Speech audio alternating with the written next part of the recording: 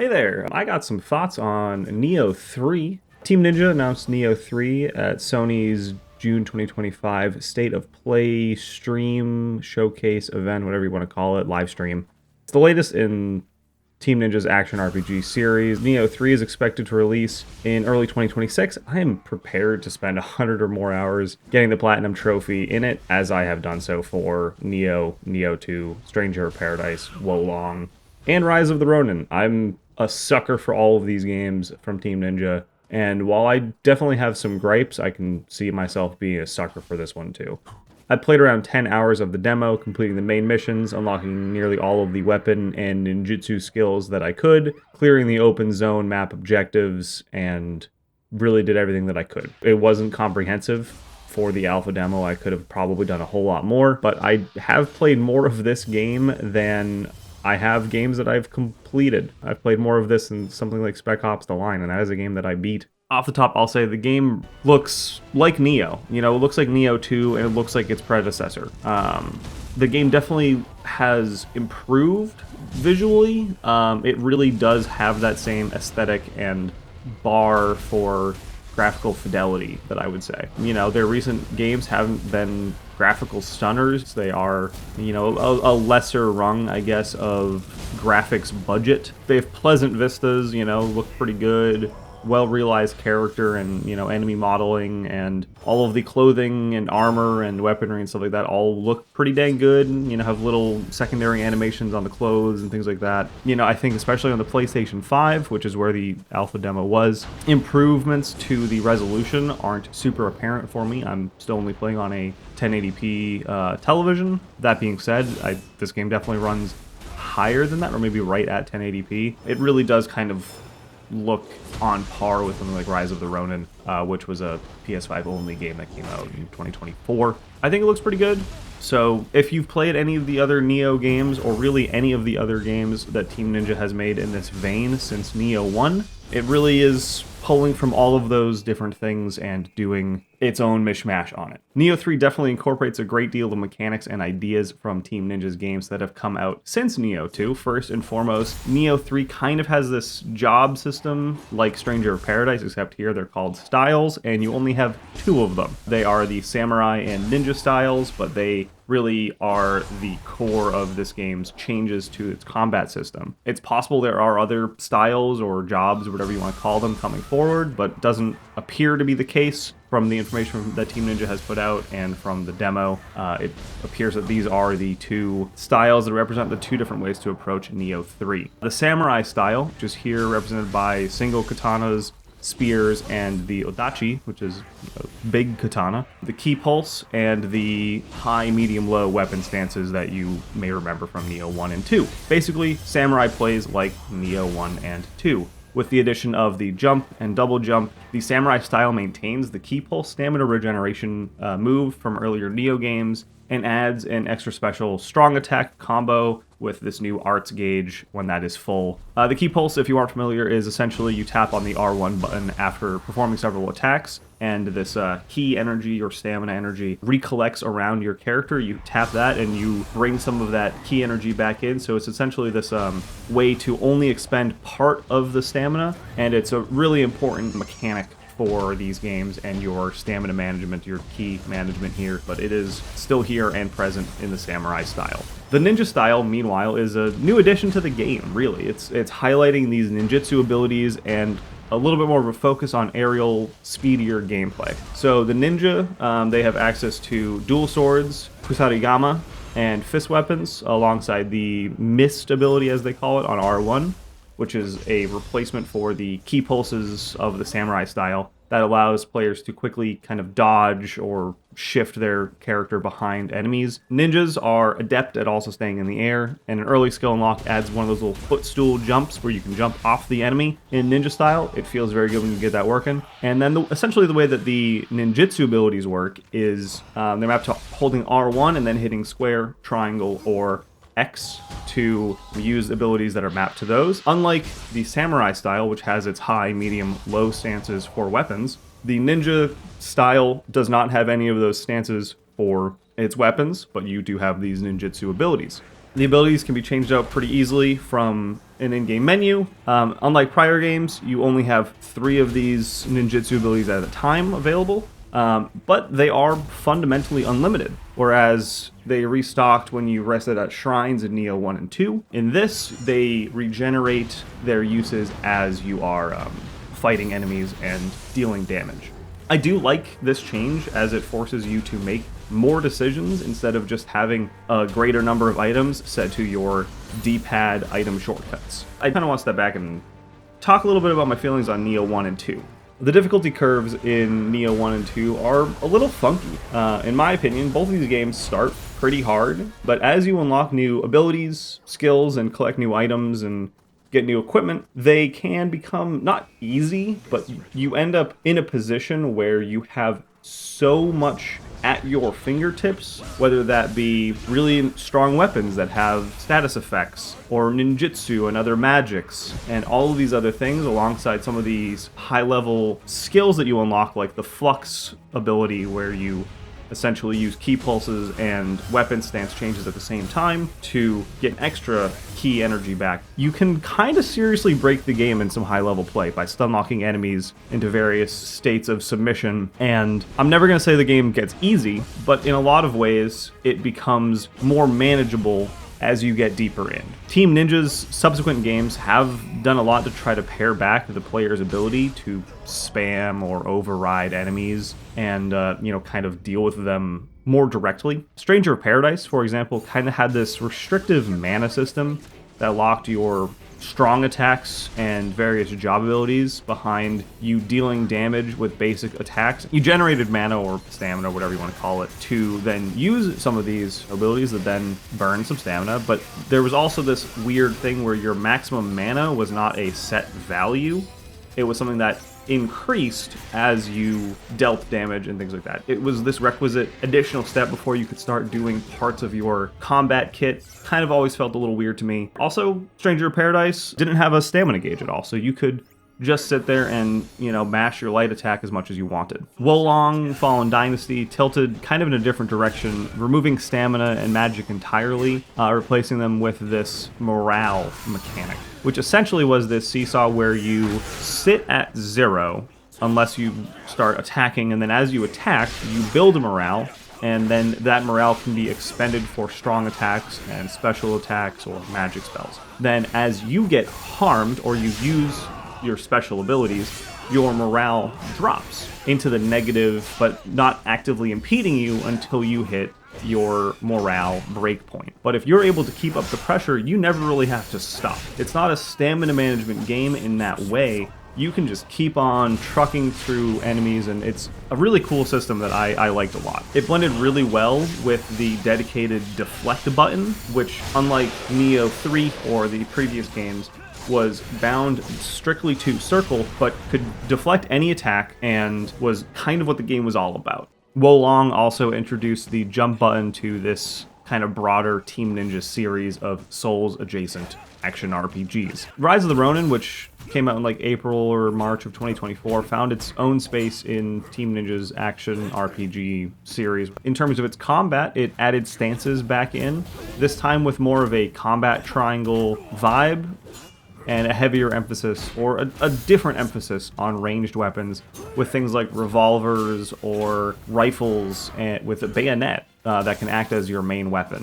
In terms of the ranged weapon side of things, you do have revolvers which can be mixed into your regular combat, but you also have dedicated rifles or bows and things like that. Rise of the Ronin also added a grappling hook, which was used to grab enemies and environmental objects in combat, or to propel players, around the combat arena and also just around the newly open world. Nioh 3 looks to be taking cues from each of these games with its own combat soup. One big change in Nioh 3 is that the samurai and ninja styles each only allow players to have one melee and one ranged weapon equipped at a time. This means a little bit more time in menus fiddling with the dozens of weapons and other bits of gear enemies drop as players get new equipment. I like changing my weapons up a lot, so this is going to be a bit of a weird change for me. It's something that I don't like entirely about Nioh 3. I really do like being able to quickly switch between 2 different weapons without having to go into the menus. And one change I've seen a lot of unhappiness about online is locking certain weapons to certain styles. I do hope that, is changed or altered in the full game, or maybe that there is like a Ronin style that can mix and match more broadly. As others online have said, the ninja weapons, dual swords, kusarigama, and fists, are fundamentally more shallow weapons and movesets due to the lack of stances and things like the ki pulse and the flux abilities. I would really hope Team Ninja listens to some of these complaints and brings these weapon stances back for these weapons, as I really don't see a great reason as to having thrown them out and making weapons that people really like less interesting. The Kusarigama, for example, is one of my favorite weapons from the prior Nioh games, and without having that low stance or that high stance in there, and just kind of having this singular weapon stance, I don't see myself using it as much as I would have otherwise. And, having the style swap be a single button press, unlike Nioh 2's weapon swap being a hold R1 and then hitting up and down on the D-pad, it does quicken out the pace, but it does change your abilities far more drastically than it does in Nioh 1 and Nioh 2.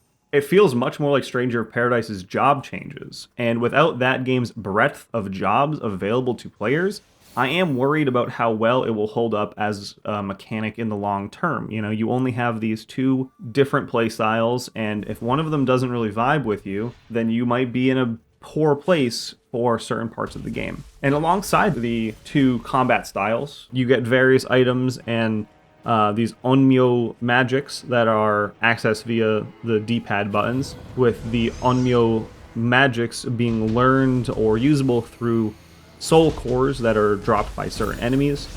These soul cores are slotted into 2 different positions, which provide their own certain benefits, either summoning seals or spell talismans. I kind of do like this change. Again, I like that it's limiting the amount of things a player has access to at any given time, while also keeping and providing that flexibility in building your loadouts and your playstyle. And alongside this is also the Guardian Spirit system, which is a kind of a mix between Nioh 1 and Nioh 2. The Guardian Spirits have special attacks attached to them. They're mapped to L1 and square. Also appears there's extra abilities that are mapped to L1 and triangle later on in the game. Alongside that, the Awakened Guardian Spirits appear to work more like Nioh 1. This is like your ultimate ability, and the weapon movesets for that are less type-specific than Nioh 2. One thing that I feel is a distinct regression from Nioh 2 is in the way that you earn skill points. In Nioh 2, there were 4 large skill trees: Samurai, Demon, Ninjutsu, and Onmyo, each one having its own dedicated skill point,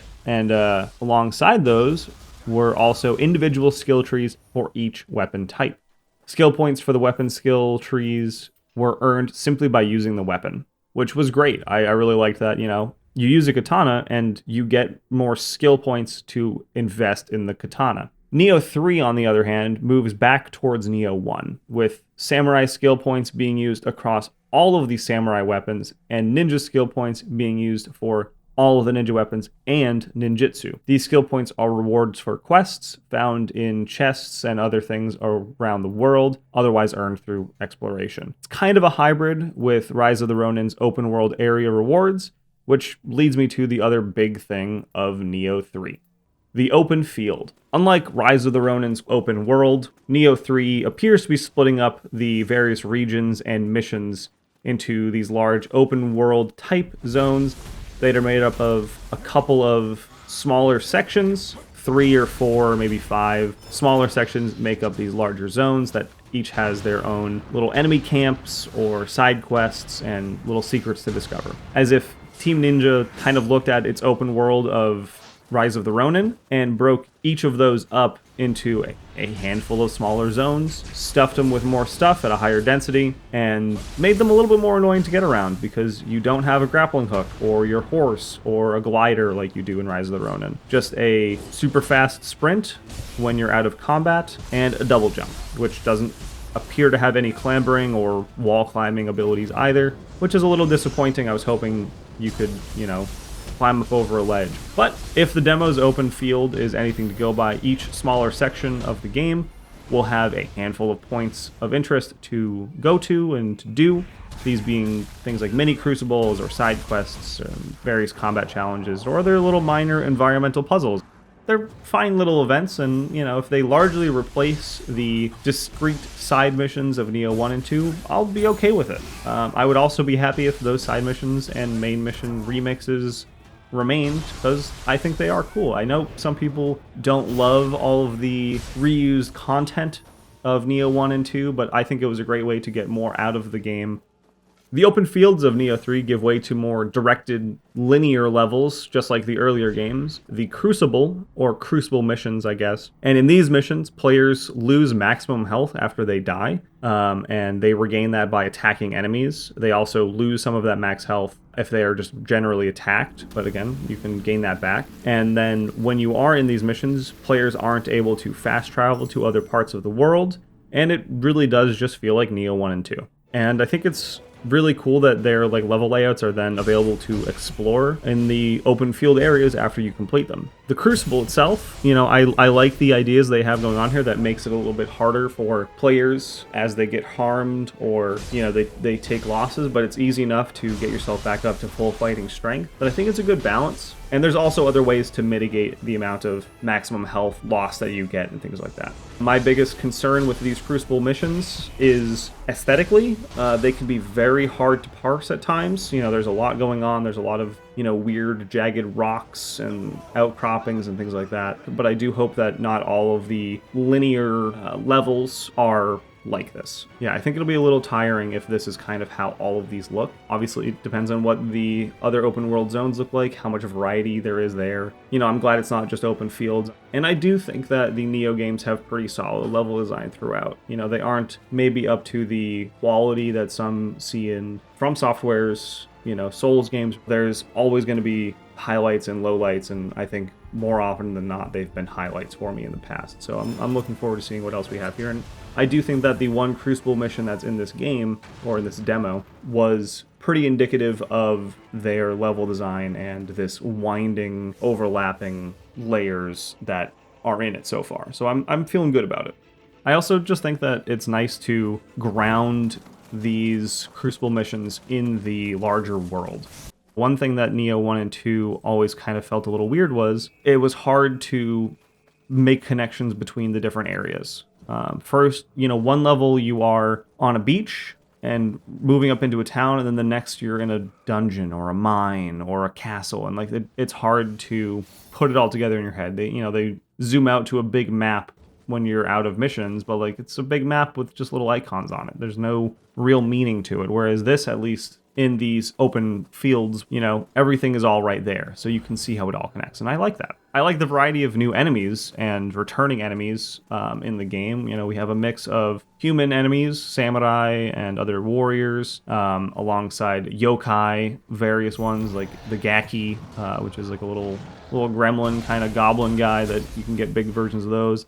The new big mossy log that everybody seems to hate, I'm a big fan of. He's just goofy. I'm hopeful the game doesn't have too many enemies that, you know, favor one playstyle or another too heavily, like flying enemies that you either need to shoot down or be in the ninja style to get to. Obviously, we'll see how that looks. Of all of the things that I was really hoping Nioh 3 would change and that Team Ninja would change going into it is the amount of loot being dropped by enemies. But no, they still explode into a rainbow of randomly generated loot with effects that often are minor percentage point changes.